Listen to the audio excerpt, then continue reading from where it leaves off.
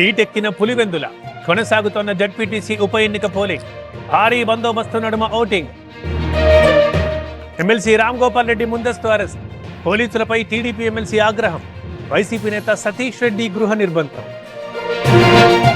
పులివెందులలో ఉద్రిక్తత, ఇంటి ఎదుట బైఠాయించిన అవినాష్ రెడ్డి, గడపకు తరలించిన పోలీసులు. చింతరాజుపల్లిలో టెన్షన్, వైసీపీ టీడీపీ ఏజెంట్ల ఘర్షణ, పోలీసుల ఎంట్రీతో సద్దుమణిగిన గొడవ. బయటకొస్తే చంపేస్తామంటూ బెదిరిస్తున్నారు. ఎస్పీకి కంప్లైంట్ చేసినా ఫలితం లేదు.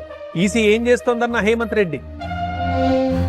ఎర్రబల్లెకి టీడీపీ అభ్యర్థి లతారెడ్డి, పోలింగ్ సరళి పరిశీలన, ఓటింగ్ కేంద్రాల విజిట్. ఒంటిమిట్ట జడ్పీటీసీ ఉప ఎన్నిక కొనసాగుతున్న పోలింగ్, బరిలో 11 మంది అభ్యర్థులు. ఆస్తి రాయించుకొని అరాచకం, తల్లిని గెంటేసిన కొడుకు, గుంటూరు గ్రీవెన్స్ లో ఫిర్యాదు. శుభం కార్డు వైపుగా టాలీవుడ్ సమ్మె, వివాదాన్ని ముగించాలన్న కోమటి రెడ్డి. ఇవాళ నిర్మాతలు ఫెడరేషన్తో కీలక భేటీ.